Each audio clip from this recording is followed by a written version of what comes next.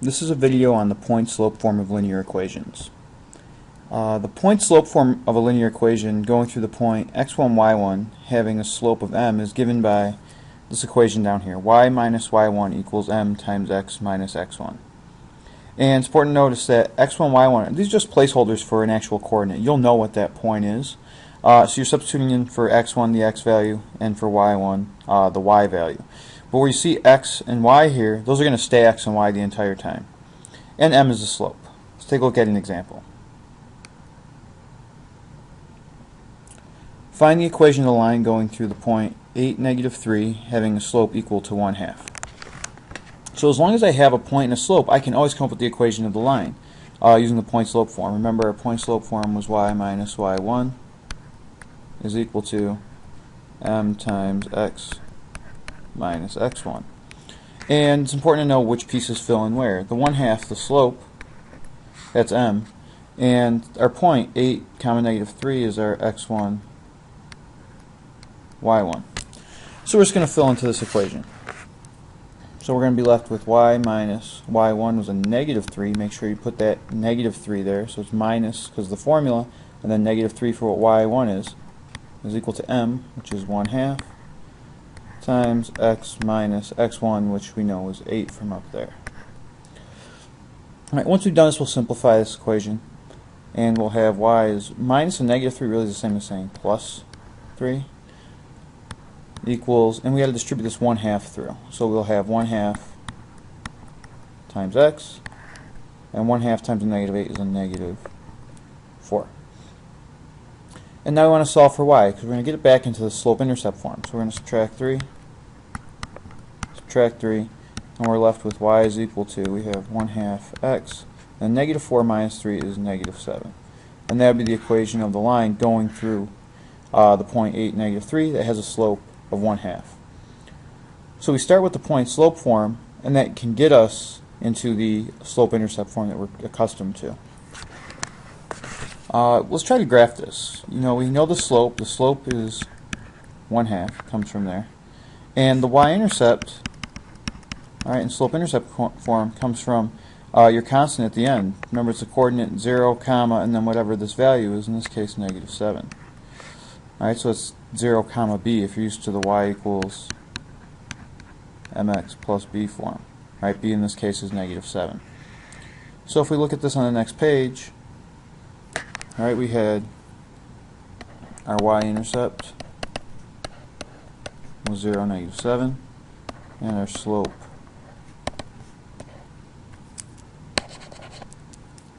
was m equals 1/2. So plotting 0, negative 7 first, you always plot the point you know first. So 1, 2, 3, 4, 5, 6, negative 7 would be there.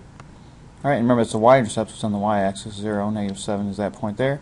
And the slope tells you how to move around from that point. The top number tells you how to move up or down, alright, to change in y. So this says we're going to move up 1. The bottom number, your denominator slope, tells you left or right. Since it's positive, it's telling you to the right 2. So from this point, I'm going to go up 1 to the right 2, plot my next point. And I can continue to plot like that. Up 1 to the right 2, up 1 to the right 2,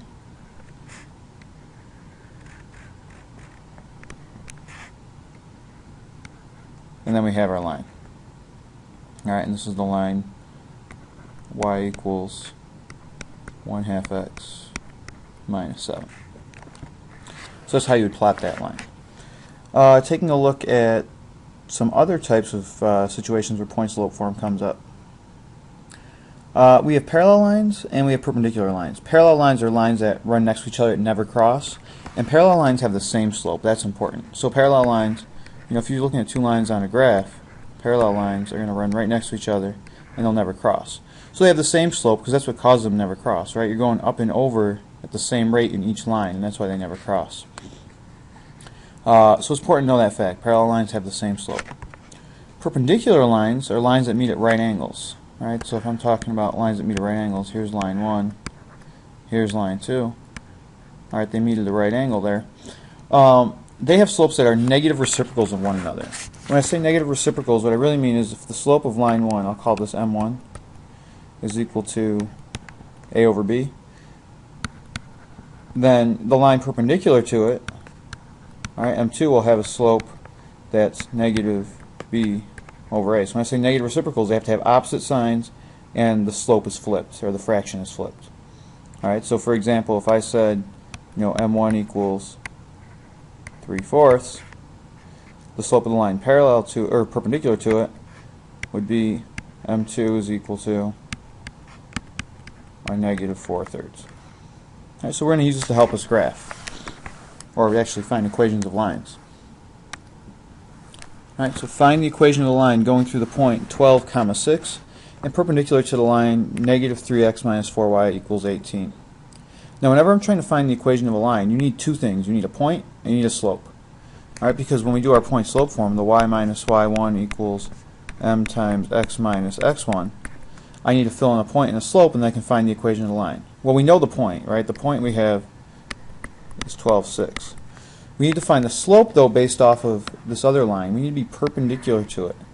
So if we find the slope of this line here that they gave us, and then use a negative reciprocal, we can fill in and we'll find m, and we'll have the two pieces we need for our formula. So first I'm going to start by solving the negative 3x minus 4y equals 18 in the y equals mx plus b form. So if I have negative 3x minus 4y equals 18, I'll add 3x to each side. And I'll have negative 4y, because these cancel out, is equal to 3x plus 18. And then to solve for y here, divide by a negative 4. And we're dividing this whole side by a negative 4. Which really makes this side y is equal to. Now when you have this addition in the top of a fraction that's just a single term in the denominator, you can split that up. So this is the same as saying we have 3x over negative 4 plus 18 over negative 4. And if I want to simplify this, y is equal to, this is a positive divided by a negative, so it's really like a negative 3/4 times x. And then this is going to be a positive divided by a negative, so this makes this negative, and 18 over 4 reduces to 9 over 2. Now, this part doesn't really matter. The y-intercept of this line doesn't matter. The reason we did this is because we were trying to find the slope. So the slope of this line is negative 3/4. So the perpendicular slope should be the negative reciprocal. So the slope we're going to use is going to be m equals, alright, so the reciprocal of this would be flipping it. Negative means the opposite sign, so it's going to be 4 over 3. Alright, because negative 3/4, the opposite sign would be positive, and then flip the fraction, so we use 4 over 3. So when I go to find the equation of the line that I need, I'm going to actually substitute 4/3 in for m up here, and the 12, 6 is our x1, y1. And I'll do this on the next page. Alright, so we had y minus y1 is equal to m times x minus x1. And now we're just substituting in. So we had y minus, remember my point was 12, 6. My slope was 4/3. So we got y minus y1, which is 6, is equal to m, which is 4/3, times x minus x1, which is 12. And now once we're here, we're going to get it back into that slope-intercept form. So I'm going to distribute the 4/3 through. So I have y minus 6 is equal to 4/3 times x is just going to be 4/3 x. 4/3 times a negative 12 is negative. When you multiply a fraction times a whole number, you can actually multiply the whole number into the numerator. So this is going to be 48 over 3. And we can reduce this if it does. So y minus 6 is equal to 4/3 x minus 48 over 3 is actually 16. Now solving for y, we're going to add 6 to each side. Add 6. These cancel out. We got y is equal to 4/3 x. Negative 16 plus 6 is a negative 10. And that would be the equation of the line perpendicular to the line they gave us and going through the point 12, 6. Let's take a look at one more. Find the equation of the line going through the point negative 4, 6 and parallel to the line 5x minus 2y equals 8. Again, remember we need a point and a slope to use our point slope form. We need two things to find the equation of the line. Well, we've got our point, we have to find our slope based on this equation they gave us. And since we're parallel to it, we want to find the slope of this line and then use the exact same slope. Because remember, parallel lines have the same slope. So we'll start by looking at 5x minus 2y equals 8, and solving this in y equals mx plus b form. We're going to subtract 5x from each side. These cancel out. We got negative 2y is equal to a negative 5x plus 8. And we want to divide by negative 2. Divide this side by negative 2 as well. To solve for y, we get y is equal to, remember I said you can split this up. Negative 5x over negative 2 plus 8 over negative 2. And then we have y is equal to, a negative divided by negative makes this actually positive, right? So it's 5 halves times x. A positive 8 divided by a negative 2 makes this a negative, and that's going to be 4. The y-intercept doesn't matter of this. The real reason we did this is because we need the slope. Alright, so this is the slope of this line is 5 halves. Alright, so the slope of the line parallel is also m equals 5 halves. Remember, when you have parallel lines, use the exact same slope. And they told us parallel up in the words, so you got to make sure you read it in the words. So, between the point, we have negative 4, 6, and we got our slope is equal to 5 halves. Now we can substitute into our point slope form here and actually figure out the equation of the line. So I'll do this on the next page. Alright, so we have y minus y1 is equal to m times x minus x1, and remember we had the point negative 4 comma 6, and the slope was 5 halves. So we're going to have y minus y1, which is 6, equals m, which was 5 halves, times x minus x1, which is a negative 4. Make sure you put that negative 4 in there, this way you have the correct sign on there. So the minus sign here comes from the formula. This is a negative 4 because that's what x1 is. So simplifying this a bit, y minus 6 is equal to 5 halves, and then times, this will be x. Minus a negative makes this a positive 4.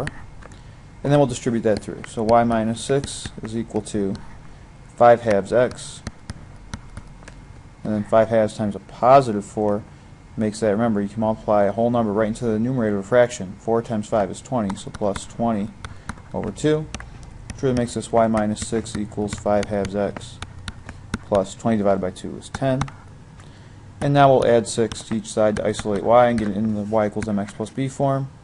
So we have y is equal to, so it's 5 halves x plus 16. Alright, here are a couple for you to try on your own.